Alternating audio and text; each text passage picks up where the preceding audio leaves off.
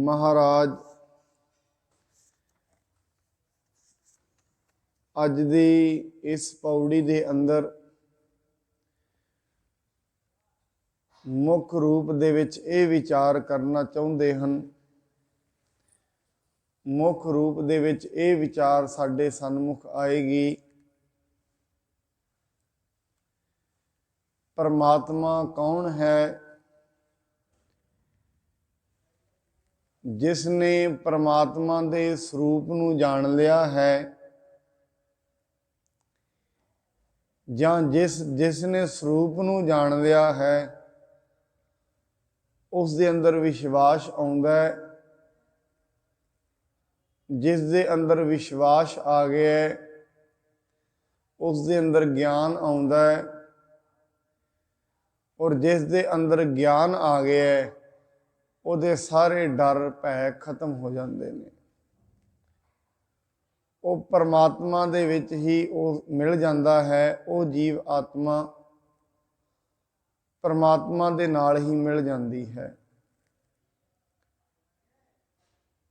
परमात्मा दे जानकारी होना एक वखरी गल है।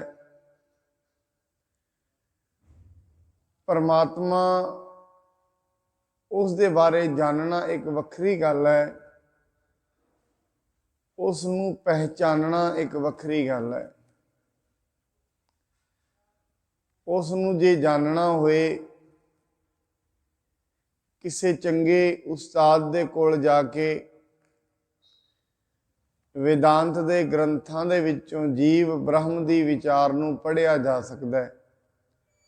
जीव आत्मा की है, परमात्मा की है, उस दे लक्षण की ने, इन्हां सारियां चीज़ां दा ज्ञान अगर मनुख इस तरीके दीयां किताबां पढ़दा है, उहदे विचों हो जांदा है।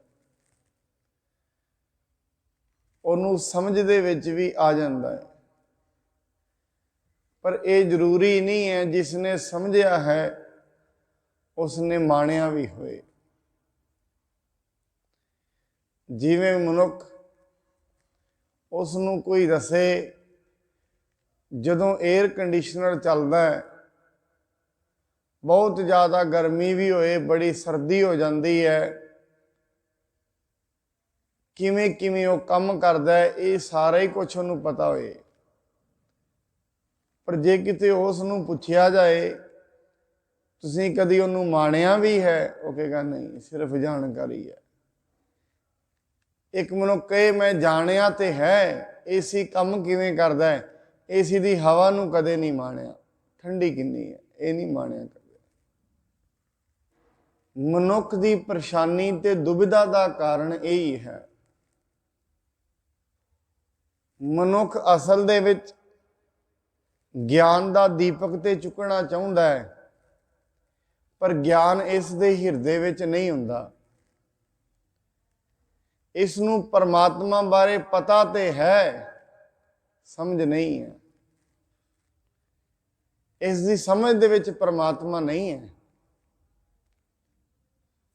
मनुख परमात्मा बारे कितों ना कितों सुनदा तो जरूर है, पर वो की काम करदा है, किवें उहदी प्राप्ति है, ये इसदे कोल नहीं है। प्राप्ति नहीं है, जानकारी है। और या फिर ये कोई धार्मिक काम करदा है, उहदा इहनूं पता है। जेड़े पहले पहल मनुख धार्मिक कर्म करदा है, सेवा करदा है, जां होर कोई जाप करदा है, होर भी गुरुद्वारा साहिब मंदिर दे विच समाज दे विच किन्नियां ही सेवावां ने, इन्हां सारियां सेवावां नूं निभाउंदा है। कई बारी ये सेवावां भी मनुख दे अंदर हंकार पैदा कर दिंदियां। मनुख इहदा हंकार कर लैंदा, मैं सेवा करदा। सिर्फ कर्म दा हंकार, प्राप्ति तो बड़ी दूर की गल है। सो इस करके परमात्मा दे स्वरूप दा ज्ञान होना बहुत जरूरी है। वो कैसा है इसका पता होना बड़ा जरूरी है। अक्सर ये गल कही जाती है, वो सारियां दे विच ही है। ਹਰੇਕ ਦੇ ਅੰਦਰ ਹੀ ਵਿਆਪਕ ਹੈ। ਜੇ ਹਰੇਕ ਦੇ ਅੰਦਰ ਹੈ ਫਿਰ ਵਿਖਣਾ ਚਾਹੀਦਾ ਹੈ। ਜੇ ਹਰੇਕ ਦੇ ਅੰਦਰ ਹੀ ਪਰਮਾਤਮਾ ਹੈ, ਗੁਰੂ ਸਾਹਿਬ ਕਹਿੰਦੇ ਨੇ, ਬਾਣੀ ਕਹਿੰਦੀ ਹੈ, ਵੇਦ ਸ਼ਾਸਤਰ ਕਹਿੰਦੇ ਨੇ, ਉਹ ਸਾਰਿਆਂ ਦੇ ਵਿੱਚ ਹੈ। ਜੇ ਮਨੁੱਖ ਨੂੰ ਨਹੀਂ ਵਿਖਿਆ, ਇਸ ਦਾ ਕੀ ਕਾਰਨ ਹੈ?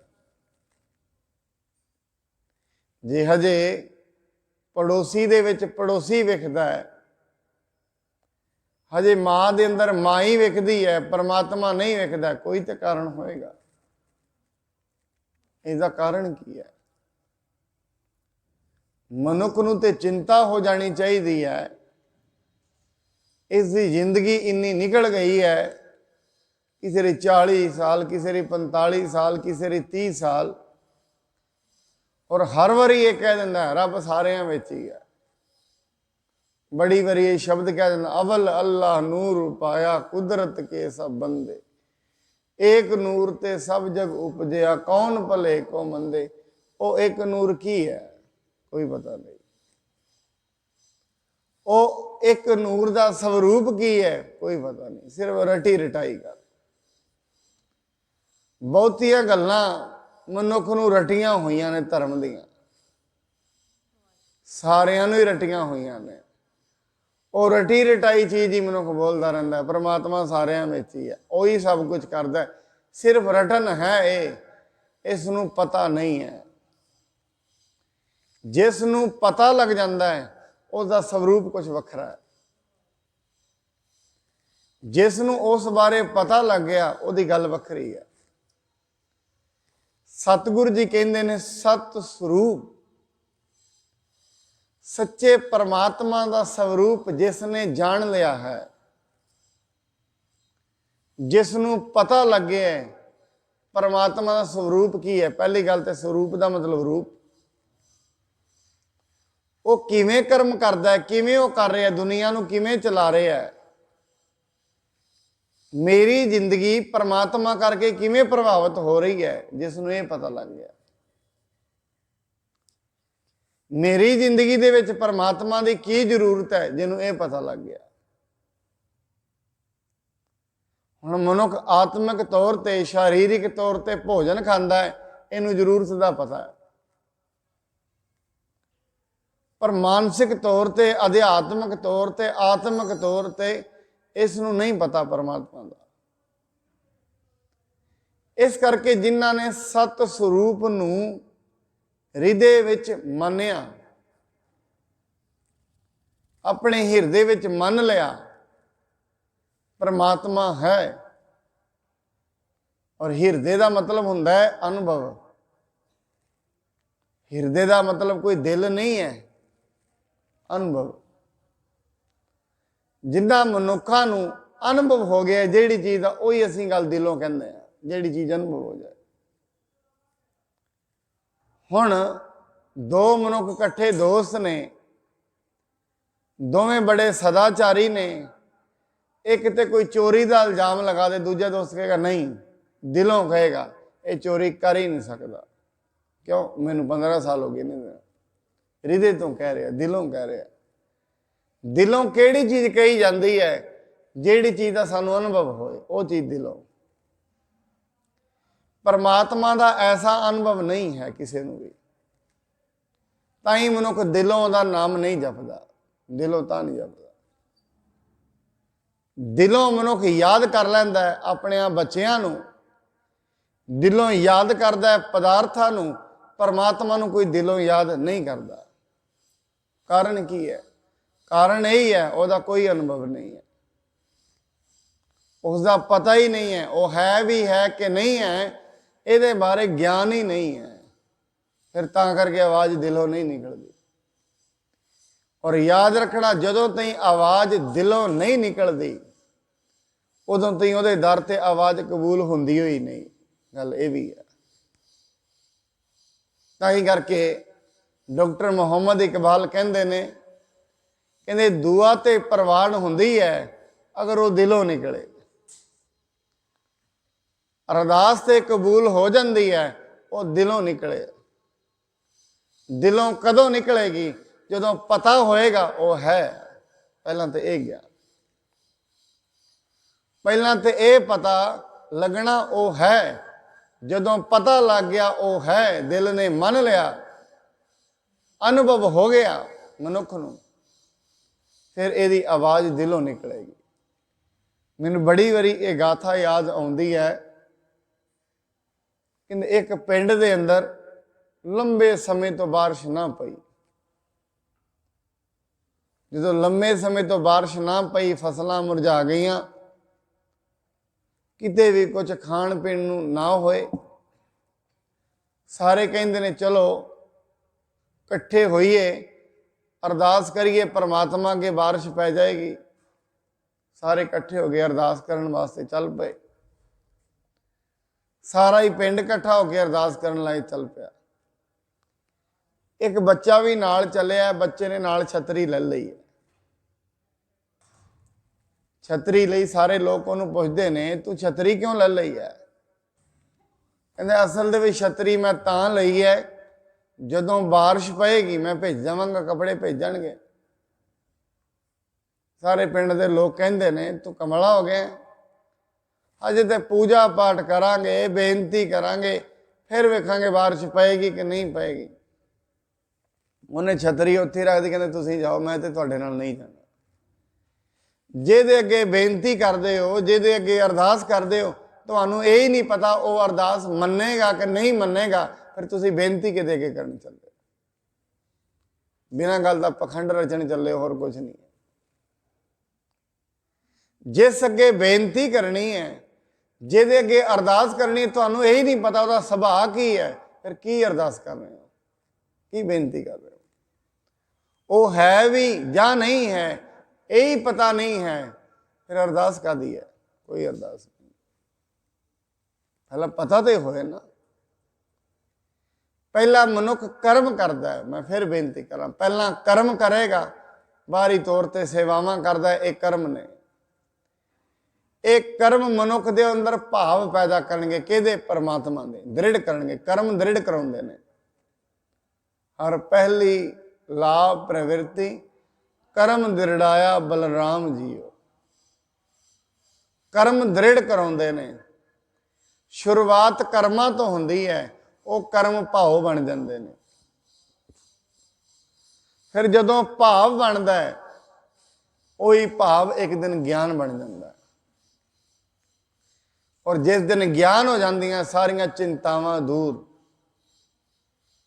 ਸਾਰੇ ਰੋਗ ਦੂਰ, ਦੁੱਖ ਰੋਗ ਸੰਤਾਪ ਉਤਰੇ। ਸੁਣੀ ਸੱਚੀ ਬਾਣੀ, ਆਪਣੀ ਆਤਮਾ ਦੀ ਆਵਾਜ਼ ਸਾਖਸ਼ਾਤ ਹੋ ਗਈ। ਬਾਣੀ ਦਾ ਮਤਲਬ ਗੁਰੂ ਦੀ ਬਾਣੀ ਜੋ ਅਸੀਂ ਸੁਣ ਰਹੇ ਹਾਂ।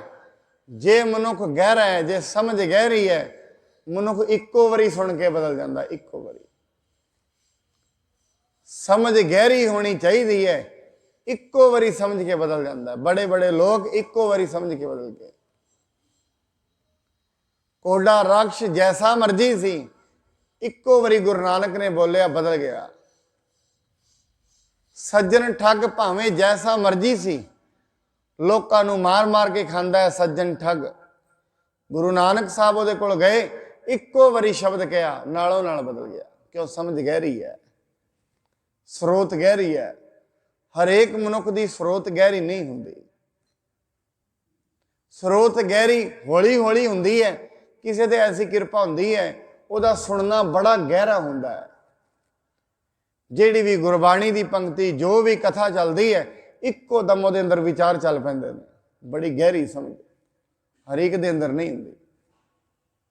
ਕੋਈ ਵਿਰਲਾ ਹੀ ਮਨੁੱਖ ਹੁੰਦਾ ਜਿਹਦੀ ਸਮਝ ਗਹਿਰੀ ਹੁੰਦੀ ਹੈ। ਉਹ ਇੱਕੋ ਵਾਰੀ ਸੁਣਿਆ, ਸੁਣ ਕੇ ਹੀ ਪਰਮਾਤਮਾ ਦੇ ਸਰੂਪ ਨੂੰ ਸਮਝਣ ਦਾ ਯਤਨ ਸ਼ੁਰੂ ਕਰ ਦਿੱਤਾ। ਇਸ ਕਰਕੇ ਸੁਣਨ ਦੀ ਮਹਿਮਾ ਐਵੇਂ ਦੱਸੀ ਜਾਂਦੀ ਹੈ। ਇੱਕ ਰਾਜੇ ਦੇ ਦਰਬਾਰ ਦੇ ਅੰਦਰ 3 ਮੂਰਤੀਆਂ ਲੈ ਕੇ ਆਇਆ ਇੱਕ ਮਨੁੱਖ। ਰਾਜੇ ਨੂੰ ਉਹ ਕਹਿੰਦਾ ਹੈ, ਮੂਰਤੀਆਂ 3 ਨੇ, ਪਰ ਤਿੰਨਾਂ ਦਾ ਮੁੱਲ ਵੱਖੋ ਵੱਖਰਾ ਹੈ। ਕਮਾਲ ਹੋ ਗਈ। ਇੱਕੋ ਸਹਿਜ ਦੀਆਂ ਮੂਰਤੀਆਂ, ਇੱਕੋ ਸ਼ਕਲ, ਇੱਕੋ ਧਾਤ ਦੀਆਂ ਬਣੀਆਂ, ਪਰ ਮੁੱਲ ਵੱਖੋ ਵੱਖਰਾ। ਰਾਜਾ ਦਾ ਇਹ ਤੇ ਕੋਈ ਗੱਲ ਨਹੀਂ, ਇਹ ਤੇ ਅਨਿਆਂ ਹੈ। ਇੱਕੋ ਸਾਈਜ਼ ਦੀਆਂ ਮੂਰਤੀਆਂ ਨੇ, ਮੁੱਲ ਵੱਖੋ ਵੱਖਰਾ ਕਿਉਂ ਹੈ? ਕਹਿੰਦਾ ਆਪਣੇ ਦਰਬਾਰੀਆਂ ਤੋਂ ਪੁੱਛ। ਰਾਜੇ ਦੇ ਦਰਬਾਰ ਵਿੱਚ ਦਰਬਾਰੀ ਹੈ ਕਾਲੀਦਾਸ। ਕਾਲੀਦਾਸ ਨੂੰ ਬੁਲਾਇਆ ਗਿਆ, ਇਹਦਾ ਨਿਸਤਾਰਾ ਕਰੋ। ਕਾਲੀਦਾਸ ਕਹਿੰਦਾ ਰਾਜਾ ਇਹਦਾ ਨਿਸਤਾਰਾ ਤੇ ਹੋ ਜਾਏਗਾ। ਕਹਿੰਦੇ ਮੈਂ ਨਿਸਤਾਰਾ ਕਰ ਦਿਆਂਗਾ, ਇੱਕ ਮੈਨੂੰ ਸੀਖ ਲਿਆ ਕੇ ਦਿਓ, ਇੱਕ ਡੰਡਾ ਛੋਟਾ ਜਿਹਾ ਲਿਆ ਕੇ ਦਿਓ, ਉਤੋਂ ਪਤਾ ਲੱਗੇਗਾ। ਕਾਲੀਦਾਸ ਨੇ ਪਹਿਲੀ ਮੂਰਤੀ ਦੇ ਵਿੱਚ ਪਾਇਆ ਡੰਡਾ, ਇਧਰੋਂ ਪਾਇਆ ਪਰ ਇਹਦੇ ਕੰਨ ਥਣੀ ਪਾਇਆ, ਇੱਕ ਕੰਨ ਚੋਂ ਪਾਇਆ, ਦੂਜੇ ਕੰਨ 'ਚ ਨਿਕਲ ਗਿਆ। ਦੂਜੀ ਮੂਰਤੀ ਦੇ ਪਾਇਆ, ਪਾਰ ਤੇ ਨਹੀਂ ਨਿਕਲਿਆ ਪੂਰਾ, ਅੰਦਰ ਵੀ ਨਹੀਂ ਗਿਆ, ਅੰਦਰ ਹੀ ਥੋੜਾ ਜਿਹਾ ਗਿਆ। ਤੀਜੀ ਦੇ ਵਿੱਚ ਪਾਇਆ ਡੱਕਾ, ਉਹ ਜਿਹੜੀ ਸੀਖ ਸੀ, ਛੋਟਾ ਜਿਹਾ ਡੰਡਾ ਸੀ, ਅੰਦਰ ਪਾਇਆ, ਬਾਹਰ ਹੀ ਨਾ ਆਇਆ, ਅੰਦਰ ਹੀ ਚਲਾ ਗਿਆ। ਰਾਜੇ ਨੂੰ ਕਹਿੰਦਾ ਕਾਲੀਦਾਸ ਜਿਹੜੀ ਇਹ ਮੂਰਤੀ ਹੈ, ਜਿਹਦੇ ਅੰਦਰ ਇੱਕ ਸਾਈਡ 'ਚੋਂ ਡੰਡਾ ਪਾਇਆ, ਦੂਜੀ ਸਾਈਡ 'ਚ ਨਿਕਲ ਗਿਆ, ਇਹਦਾ ਕੋਈ ਮੁੱਲ ਨਹੀਂ, ਇਹਨੂੰ ਸੁੱਟ ਦੇ। ਕਮਾਲ ਹੋ ਗਈ, ਇਹਦਾ ਕਿਉਂ ਮੁੱਲ ਨਹੀਂ ਹੈ? ਸੋਨੇ ਦੀ ਬਣੀਆਂ ਨੇ, ਤਿੰਨੇ ਬਣੀਆਂ ਨੇ, ਦੂਜੀ ਹੈ ਇਹਦਾ ਅੱਧਾ ਮੁੱਲ ਹੈ, ਜਿਹੜੀ ਇਹ ਤੀਜੀ ਹੈ ਇਹਦਾ ਤੇ ਮੁੱਲ ਹੀ ਕੋਈ ਨਹੀਂ, ਬੇਸ਼ਕੀਮਤੀ ਹੈ, ਇਹਦਾ ਕੋਈ ਮੁੱਲ ਨਹੀਂ ਹੈ। ਕਾਰਨ, ਇਸ ਦਾ ਕਾਰਨ ਇੱਕੋ ਹੀ ਹੈ।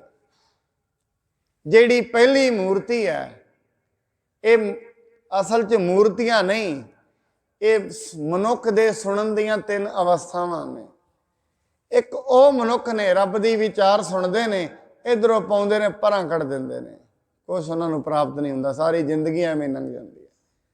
ਸਾਰੀ ਜ਼ਿੰਦਗੀ ਤ੍ਰਿਪਤੀ ਵਿੱਚ ਲੰਘ ਜਾਂਦੀ ਹੈ, ਦੁੱਖਾਂ ਵਿੱਚ ਲੰਘ ਜਾਂਦੀ ਹੈ, ਹੰਕਾਰ ਵਿੱਚ, ਈਰਖਾ ਵਿੱਚ ਹੀ ਲੰਘ ਜਾਂਦੀ ਹੈ, ਸਾਰੀ ਉਮਰ ਹੀ ਕੁਝ ਪਤਾ ਨਹੀਂ ਲੱਗਦਾ। ਬਿਰਧ ਭਇਓ ਸੂਝੈ ਨਹੀਂ, ਕਾਲ ਪਹੁੰਚਿਓ ਆਣ। ਉਧਰੋਂ ਮੌਤ ਦਾ ਅਲਾਰਮ ਵੱਜ ਜਾਂਦਾ ਹੈ, ਮਨੁੱਖ ਇੱਥੇ ਰਹਿ ਜਾਂਦਾ ਸਾਰੀ ਉਮਰ, ਕੁਛ ਪਤਾ ਨਹੀਂ ਲੱਗਾ, ਦੁੱਖਾਂ ਵਿੱਚ ਹੀ ਜ਼ਿੰਦਗੀ ਲੰਘ ਗਈ। ਦੂਜੇ ਉਹ ਨੇ, ਸੁਣਦੇ ਤੇ ਹੈਗੇ ਨੇ, ਥੋੜੀ ਜਿਹੀ ਅੰਦਰ ਜਾਂਦੀ ਹੈ, ਪੂਰਾ ਅੰਦਰ ਨਹੀਂ ਲੈ ਕੇ ਜਾਂਦੇ। ਸੁਣਦੇ ਨੇ ਕਿਉਂ? ਦੂਜੇ ਨੂੰ ਸੁਣਾਉਣਾ ਹੈ, ਬਸ। ਪੜ੍ਹਦੇ ਨੇ ਕਿਉਂ? ਦੂਜੇ ਨੂੰ ਪੜ੍ਹਾਉਣਾ ਹੈ, ਆਪਣੇ ਵਾਸਤੇ ਨਹੀਂ। ਸੁਣਦੇ ਨੇ ਦੂਜੇ ਨੂੰ ਸੁਣਾਉਣ ਲਈ। ਇਹਨਾਂ ਦਾ ਮੁੱਲ ਤੇ ਕੁਝ ਨਹੀਂ, ਫਿਰ ਵੀ ਥੋੜਾ ਮੁੱਲ ਹੈ। ਤੀਜੇ ਉਹ ਨੇ, ਜਿਵੇਂ ਮੂਰਤੀ ਦੇ ਅੰਦਰ ਉਹ ਸੀਖ ਪਾਈ ਹੈ, ਅੰਦਰ ਹੀ ਚਲੀ ਗਈ ਹੈ, ਕਹਿੰਦੇ ਬਸ ਯਾਦ ਰੱਖਿਓ, ਜਿਵੇਂ ਤਿੱਲਾ ਉਹ ਮੂਰਤੀ ਦੇ ਅੰਦਰ ਪਾਇਆ, ਅੰਦਰ ਹੀ ਚਲਾ ਗਿਆ। ਕਹਿੰਦੇ ਇਸੇ ਤਰੀਕੇ ਨਾਲ ਉਹ ਮਨੁੱਖ ਹੁੰਦੇ ਨੇ ਜਿਨ੍ਹਾਂ ਦੀ ਸਰੋਤ ਬੜੀ ਗਹਿਰੀ ਹੁੰਦੀ ਹੈ। ਇੱਕੋ ਵਾਰੀ ਦਾ ਗੁਰੂ ਦਾ ਸ਼ਬਦ ਸੁਣਿਆ, ਅੰਦਰ ਚਲਾ ਗਿਆ, ਵਸਾ ਲਿਆ, ਅੰਦਰ ਹੀ ਦਿਲ ਵਿੱਚ ਵਸ ਗਿਆ। ਇਸ ਕਰਕੇ ਪਰਮਾਤਮਾ ਦੀ ਵਿਚਾਰ ਹਰੇਕ ਮਨੁੱਖ ਦੇ ਦਿਲ ਵਿੱਚ ਨਹੀਂ ਵਸੀ ਹੋਈ, ਉੱਤੋਂ ਬਸ ਹੈਗਾ ਹੈ। ਉਹ ਕਿੱਥੋਂ ਪਤਾ ਲੱਗਿਆ? ਨਹੀਂ, ਬਸ ਲੋਕਾਂ ਤੋਂ ਪਤਾ ਹੈ, ਆਪ ਤੇ ਕਦੀ ਅਨੁਭਵ ਹੀ ਨਹੀਂ ਹੈ। ਉਹ ਹੈ ਵੀ ਕਿ ਨਹੀਂ ਹੈ, ਇਹ ਹੀ ਨਹੀਂ ਪਤਾ। ਉਹ ਕਿੱਥੇ ਰਹਿੰਦਾ ਹੈ, ਇਹ ਵੀ ਨਹੀਂ ਪਤਾ। ਉਹ ਕਿਹੋ ਜਿਹਾ ਹੈ, ਇਹ ਵੀ ਨਹੀਂ ਪਤਾ। ਫਿਰ ਪਤਾ ਕੀ ਹੈ? ਕੁਝ ਵੀ ਨਹੀਂ। ਫਿਰ ਅਰਦਾਸ ਕੀ ਹੈ? ਉਹਦੀ ਅਰਦਾਸ ਵੀ ਇੱਕ ਤੁੱਕਾ ਹੈ, ਲੱਗ ਗਿਆ ਤੇ ਠੀਕ ਹੈ, ਨਹੀਂ ਤੇ ਨਾ ਸਹੀ। ਤੀਰ ਹੈ, ਲੱਗ ਗਿਆ ਟਿਕਾਣੇ ਤੇ, ਨਹੀਂ ਲੱਗਿਆ ਤੇ ਨਾ ਸਹੀ।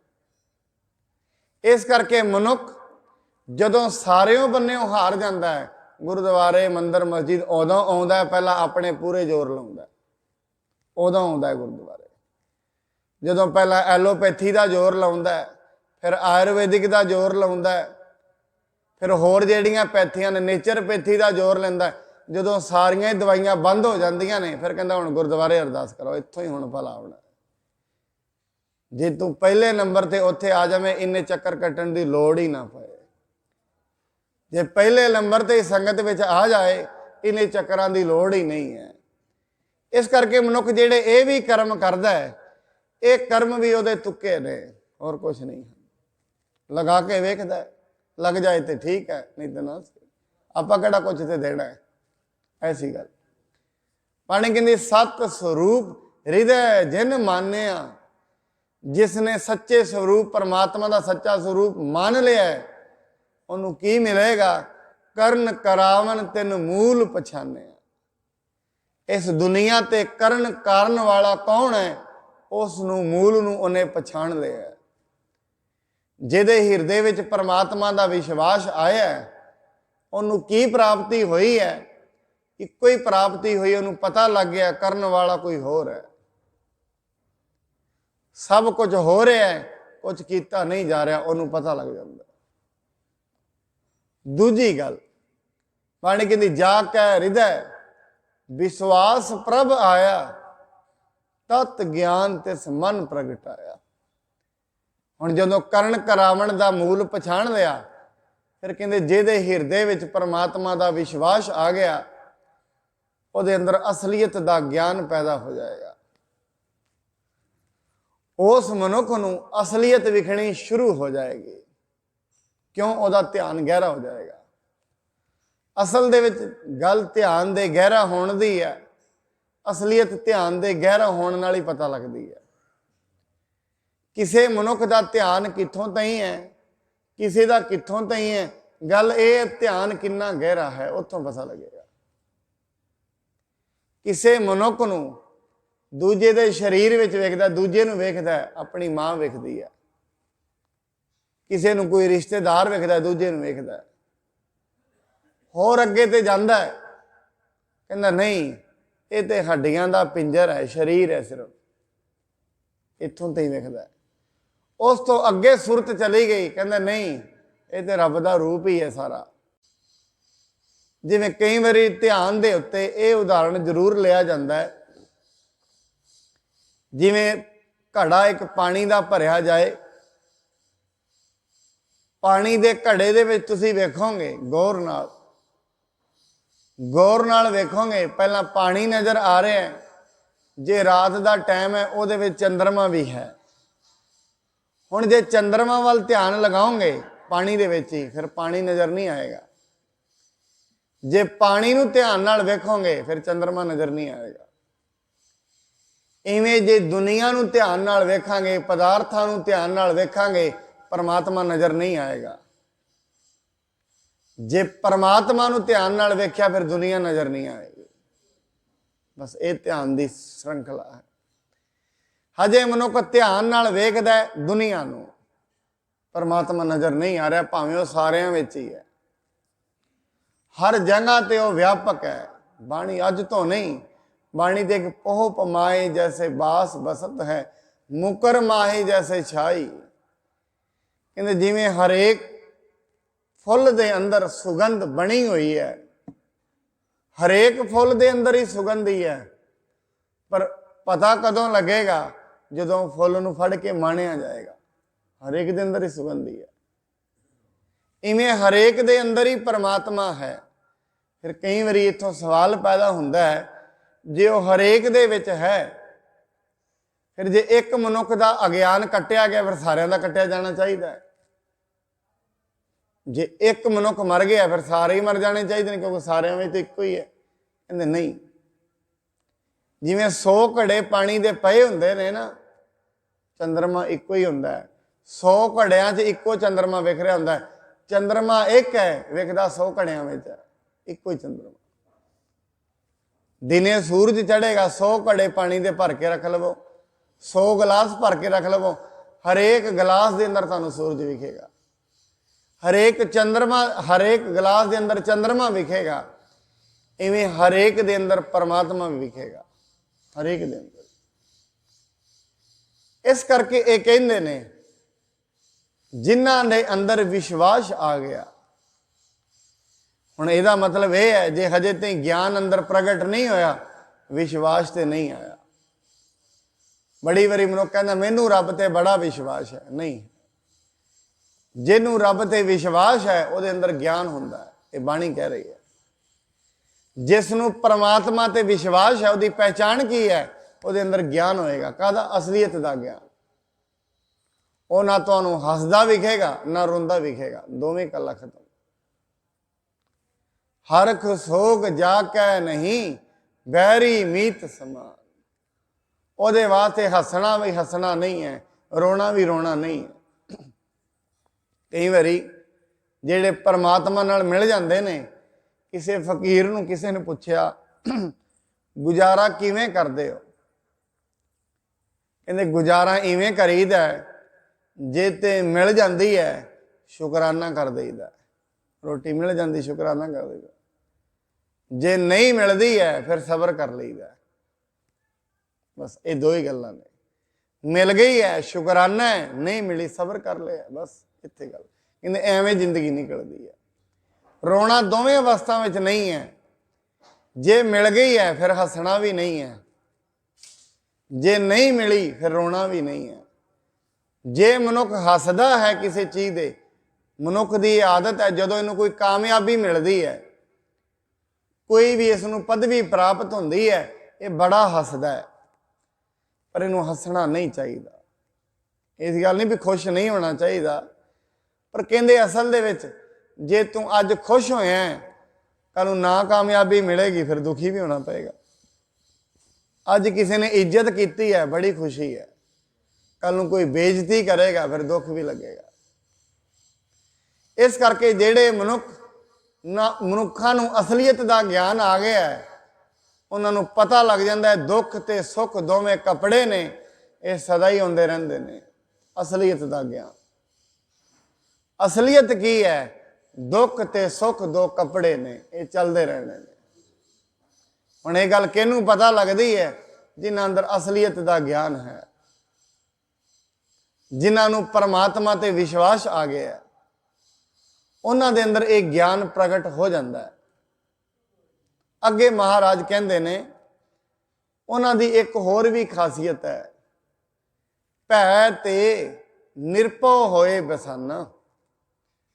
असल दे विच मनुख दे अंदर डर भी ने। डर काहदे ने?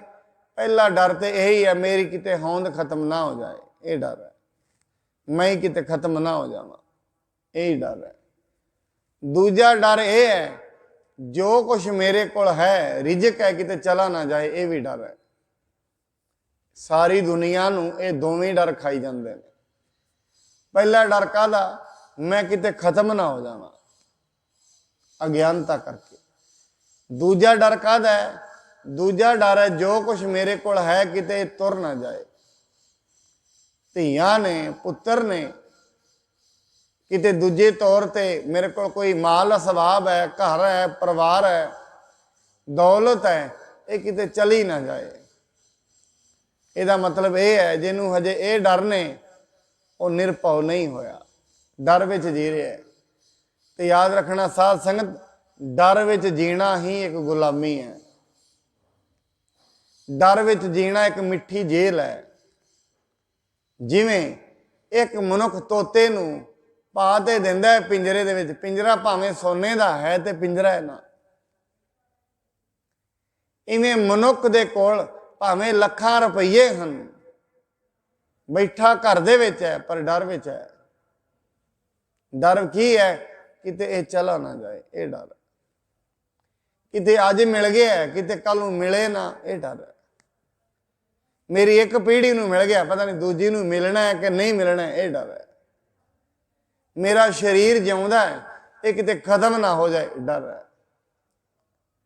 हुण जिहदे अंदर इस प्रकार के डर ने, कहते उन्होंने मारन की लोड़ नहीं है, वो मरिया ही होया है। की लोड़ है उन्होंने मारन की लोड़ नहीं है। शेख सादी कहते ने जिस मनुख के अंदर ईर्खा है तो डर है, रिजक का डर है, अपनी मौत का डर है, कहते उन्होंने मारन की लोड़ नहीं है, जिउंदा कदों है, मरिया ही होया। मत जानो जग जीव दा दूजे भाए मोयास। वो जी थोड़ी ना रहा, वो तो पहले ही मरिया होया। डर विच जीवना एक मौत है। डर विच जीवना, जदों तई मनुख का परमात्मा ते विश्वास नहीं आता, ये डर सदा ही बने रहते हैं। ताई ते बाणी कहती है, दुख रोग संताप उतरे सुनी सच्ची बाणी।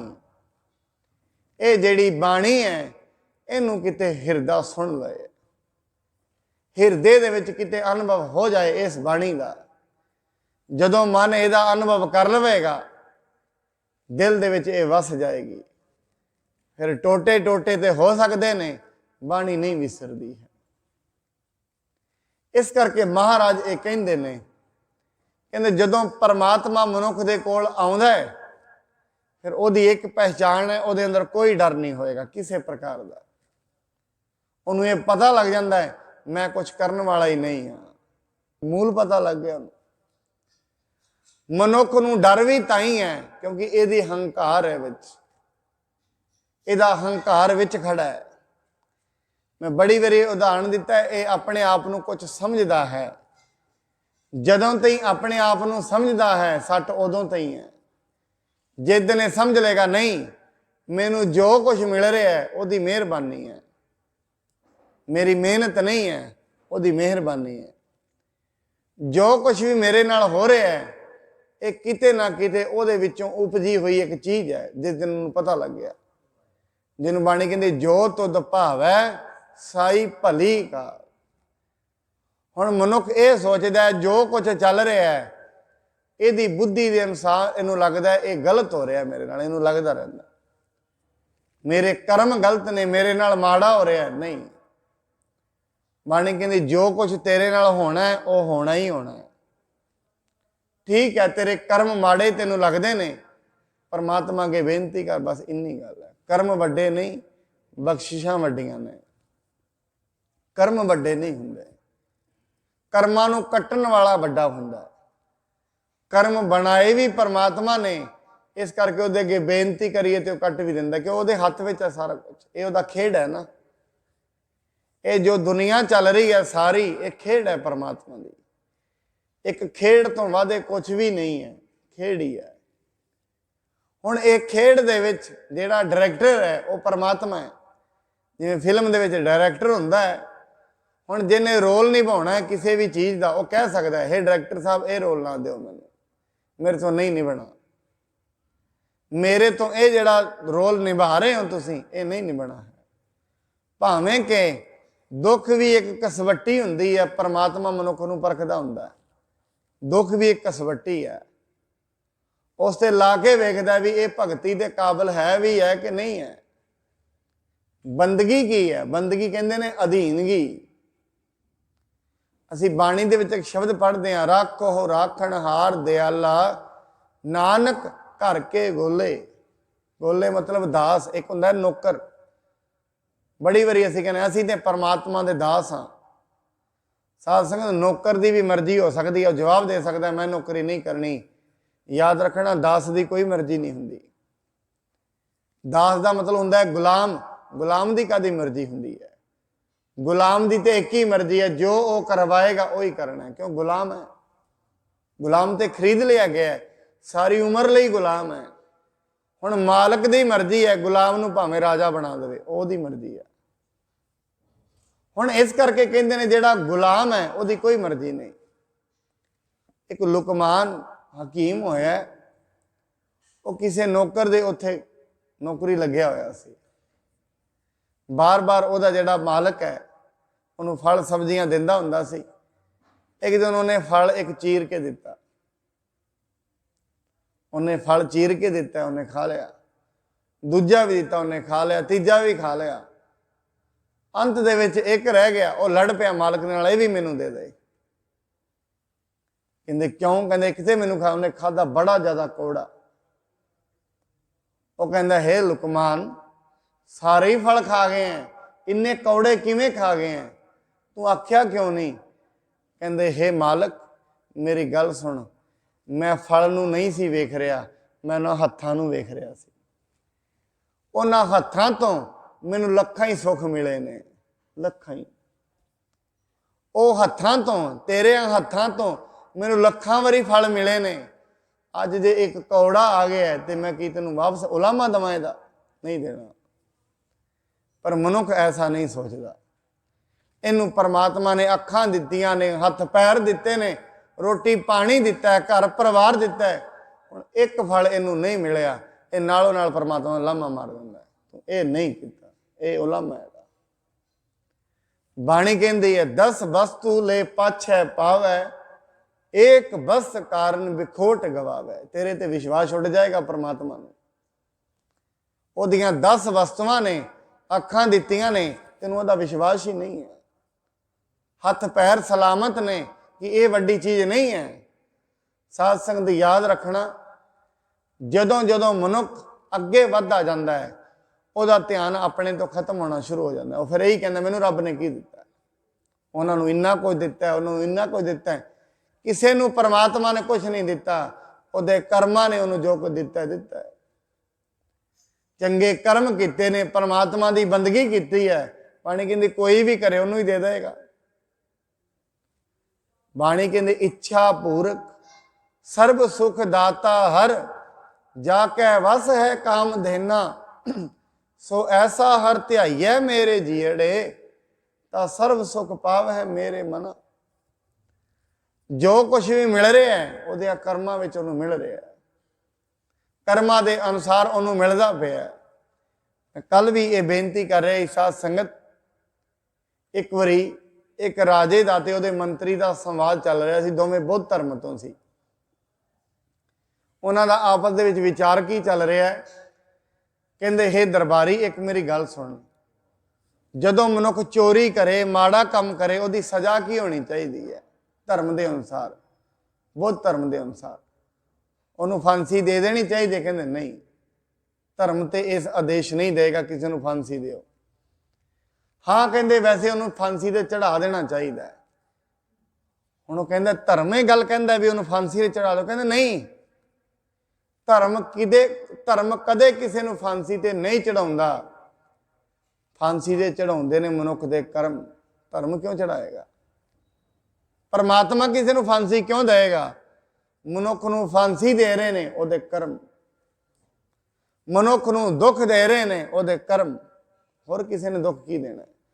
जो मनुख कदे सत संगत विच नहीं आया, कदे बंदगी नहीं की, कदे सेवा नहीं की, जो ये कदे कुछ किया ही नहीं, फिर कर्म माड़े ही होने ने, चंगे कितों होने?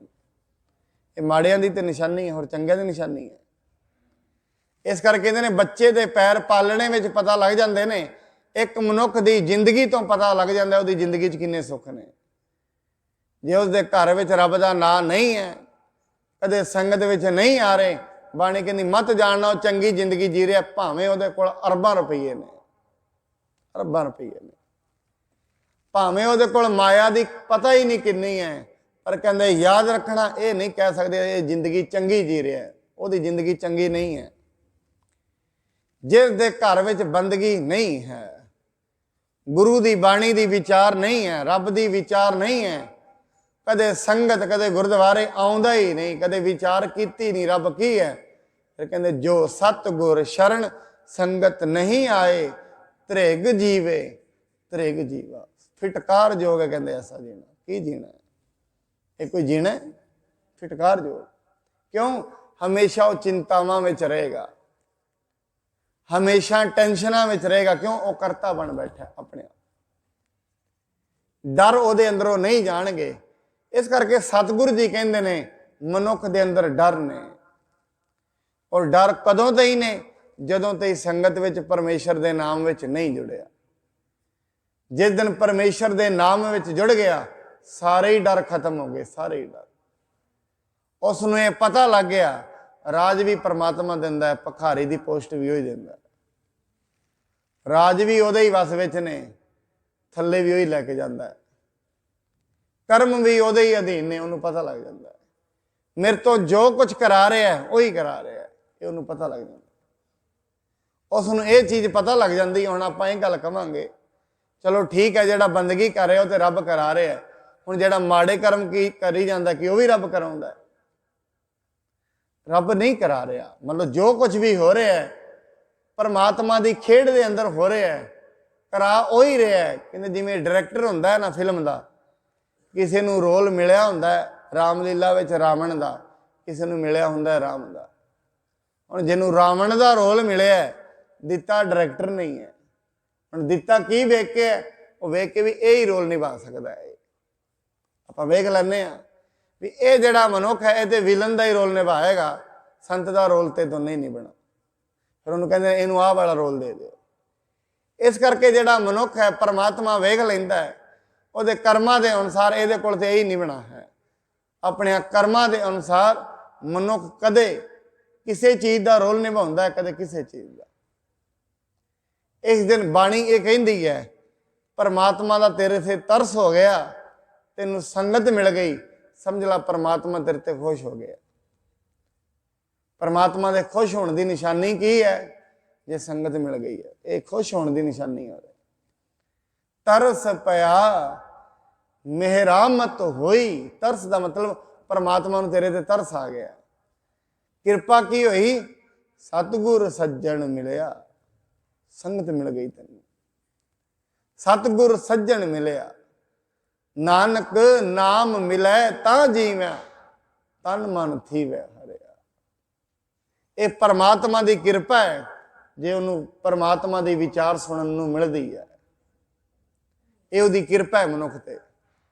इस करके मत जानना जिहदे कोल बहुत कुछ है वह बहुत सुखी होएगा, और यह भी मत जानना जिहदे कोल कुछ नहीं है वह दुखी होएगा, ऐसा भी कुछ नहीं है। बाणी दे विच ये भी फरमान है, कहते बस्ता टुटी झुंपड़ी चीर सब छिन्ना। वह मनुख की झोंपड़ी है, झोंपड़ी भी टुटी हुई है, कपड़े सारे पाटे हुए ने। कहती रब का नां कोल होना चाहिए, सारी सृष्टि का ही राजा है, सारी सृष्टि का। जिहदे कोल रब का नां है, भावें कपड़े पाटे हुए ने, भावें उहदी झोंपड़ी टुटी हुई है, टुटी हुई झोंपड़ी च रहिंदा है, फिर भी सृष्टि का राजा है। इथों पता लगता है भगत रविदास जी, उन्हां दे समय हजारां ही लोग होणगे जिन्हां कोल पता नहीं की होएगा, पर ना उन्हां दा अज कोई नाम लैंदा है, ना उन्हां नूं कोई जानदा है। भगत रविदास जी एक छपरी दे विच रहिंदे ने, हो सकता है कपड़े लीड़े भी चंगे ना पाउंदे होण, छपरी विच रहिंदे ने, पर दुनिया कोल बहुत कुछ है। भगत रविदास दे कोल रब दा नां है, और जिहदे कोल रब दा नां है वह संतोख विच आ जांदा, संतोखी हो जांदा। क्योंकि बिना संतोख तो राजा भी राजा नहीं है। सगल सृष्टि को राजा दुखिया, बाणी ये कहती है। सारी सृष्टि का राजा भी होए ना, बाणी कहती वह भी दुखी है। दुखी क्यों है? अंदर संतोख ही नहीं है। हजे बहुत कुछ है फिर भी है नहीं, कुछ होर हो जाए। आ राज तो है, दूजा देश भी दब लवा, दूजा तो दब लिया, तीजा भी दब लवा, अंदर सुख नहीं है। ये जिहड़ी अतृप्ति है रोज रोज मनुख नूं भजाई फिरदी है, इनू ये पता ही नहीं लग रहा जिंदगी की है, भजया फिरदा बस, रुकण का टाइम ही नहीं है। इस करके मनुख अज कह दिंदा है रब ने थोड़ा जिहा इनू धन पदार्थ दिता है, कहंदा कदी तुसीं संगत विच आया करो, टाइम ही नहीं है। कई मेरे ते इवें कह दिंदे मौत का टाइम, मेरे कोल ते मरण का भी टाइम नहीं है, एवें कह दिंदे लोग। सियाणे पुरुष यह कहंदे ने याद रखी बाकी चीज़ों का टाइम कढ़ ना कढ़, मौत अपना टाइम अपने आप कढ़ लेगी। उहदे वास्ते तेनों टाइम रखने की लोड़ नहीं, वह अपने आप कढ़ लवेगी। संगत वास्ते टाइम कढ़ ना कढ़ ये गल ते मत बोल, मेरे को मरण का भी टाइम नहीं है, मौत अपना टाइम अपने आप कढ़ लेगी, उन्होंने पूछने की लोड़ नहीं है। मनुख जिन्ना भी भजेगा किन्ना भज लेगा? आ पृथ्वी का घेरा है 5-4 लाख फुट का, इत्थे भज सकता है, और कित्थे भज लेगा? ज़्यादा ज़्यादा चंद्रमा ते चला जाएगा तो गंग ते जाएगा, और कुछ नहीं। इस करके सतगुरु जी ये कहते हैं, कहते हे मनुख तेरी जिंदगी रोज रोज डरां दे विच बतीत रही है। क्यों? तेरे को रब का नां नहीं है। जदों ते ओहदा नां नहीं, डर ही डर ने कि हाए किते मैं जिंदगी विच फेल ना हो जावां, किते मेरा ये पदार्थ चले ना जान। बाणी ये कहती है चिंता की जी है जो अनहोनी होए। अनहोना कुछ भी नहीं होना है, जो होना है वह होना ही होना है, जो होना है वह होना ही होना है, उहदे हुक्म दे विच होना है। उहदे हुक्म दे विच किसी नूं राज मिलना है, मिलना ही मिलना है, कोई नहीं रोक सकता। जे उहदे हुक्म दे विच किसी तो पदार्थ जाने ने, जाने ही जाने ने, कोई नहीं रोक सकता। जे कुछ मिलना है, जे उहदी बख्शिश होनी है, तेनों वड्डा राजा बनाना है, उन्हें बनाना ही बनाना है। इस करके बाणी कहती है सारी सृष्टि का राज परमात्मा के हथ विच है। तू उहदे अगे बेनती कर, उहदे अगे अरदास कर। जदों मनुख के डर खत्म हो जाते हैं फिर वह परमात्मा वर्गा ही हो जाता है। बस्त माहे ले बस्त गडाई, ताको भिन ना कहना जाई। जिमें पानी पानी दे विच मिल गया, अड नहीं किया जा सकता। जिमें एक नदी चल रही है, गंदा नाला हुंदा है, वो किते जाके गंगा दे विच मिल जाए, हुण गंदा नाला ते गंगा अड्डो अड्ड नहीं किए जा सकते, गंगा ही बन गया गंदा नाला भी। गंगा कै संग सलता बिगरी, सोल सलता गंगा होए निबरी। बिगड़ियो कबीरा राम दोहाई, ਸਾਚ ਭਇਓ ਅਨਕਤ ਹੈ ਨਾ ਜਾਈ। ਜਿਵੇਂ ਗੰਗਾ ਦੇ ਵਿੱਚ ਰਲ ਕੇ ਨਾਲਾ ਵੀ ਗੰਗਾ ਵਰਗਾ ਹੋ ਜਾਂਦਾ ਹੈ, ਇਹ ਮਨੁੱਖ ਵੀ ਭਾਵੇਂ ਜਿੰਨੇ ਮਰਜ਼ੀ ਡਰ ਨੇ, ਜਿੱਦਣ ਪਰਮਾਤਮਾ ਦੀ ਬੰਦਗੀ ਕਰਦਾ ਹੈ ਉਹਦੇ ਵਿੱਚ ਰਲ ਕੇ ਉਹਦੇ ਵਰਗਾ ਹੀ ਹੋ ਜਾਂਦਾ ਹੈ। ਪਰਮਾਤਮਾ ਮਿੱਠਾ ਬੋਲਦਾ ਹੈ, ਇਹ ਵੀ ਮਿੱਠਾ ਹੀ ਬੋਲਦਾ ਹੈ। ਪਰਮਾਤਮਾ ਦਿਆਲੂ ਹੈ, ਮਨੁੱਖ ਵੀ ਦਿਆਲੂ ਹੋ ਜਾਂਦਾ ਹੈ। ਉਹ ਕਿਰਪਾਲੂ ਹੈ, ਉਹ ਰਹੀਮ ਹੈ, ਉਹ ਕਰੀਮ ਹੈ, ਸਾਰੇ ਗੁਣ ਇਹਦੇ ਵਿੱਚ ਵੀ ਆ ਜਾਂਦੇ ਨੇ। ਉਹ ਕਿਸੇ ਤੋਂ ਡਰਦਾ ਨਹੀਂ ਹੈ, ਇਹ ਵੀ ਕਿਸੇ ਤੋਂ ਨਹੀਂ ਡਰਦਾ। ਉਹ ਨਿਰਵੈਰ ਹੈ, ਇਹ ਵੀ ਨਿਰਵੈਰ ਹੋ ਜਾਂਦਾ ਹੈ। ਉਹ ਨਿਰਭਉ ਹੈ, ਇਹ ਵੀ ਨਿਰਭਉ ਹੋ ਜਾਂਦਾ ਹੈ। ਐਸੀ ਵਿਚਾਰ ਸਤਿਗੁਰੂ ਜੀ ਮਹਾਰਾਜ ਇਹ ਪੂਰੀ ਪੌੜੀ ਦੇ ਵਿੱਚ ਦੱਸਦੇ ਨੇ। ਕਹਿੰਦੇ ਨੇ ਬੁੱਝੈ ਬੁੱਝਣਹਾਰ ਵਿਵੇਕ, ਨਾਰਾਇਣ ਮਿਲੇ ਨਾਨਕ ਏਕ। ਉਸ ਪਰਮਾਤਮਾ ਨੂੰ ਕੋਈ ਵਿਰਲਾ ਹੀ ਬੁੱਝਦਾ ਹੈ। ਜਾਣ ਦੇ ਬਾਰੇ ਉਹਦੇ ਬਾਰੇ ਬਹੁਤ ਲੋਕ ਨੇ, ਬੁੱਝਣ ਵਾਲਾ ਕੋਈ ਕੋਈ ਹੈ। ਨਾਨਕ ਹੁਕਮ ਹੈ ਜੇ ਬੁੱਝੈ, ਬੁੱਝਣ ਵਾਲਾ ਕੋਈ ਕੋਈ ਹੈ, ਹੁਕਮ ਦੀ ਵਿਆਖਿਆ ਕਰਨ ਵਾਲੇ ਬੜੇ ਨੇ। ਅੱਜ ਤੋਂ ਨਹੀਂ, ਲੱਖਾਂ ਹੀ ਸਾਲਾਂ ਤੋਂ ਦੀ ਵਿਆਖਿਆ ਹੋ ਰਹੀ ਹੈ।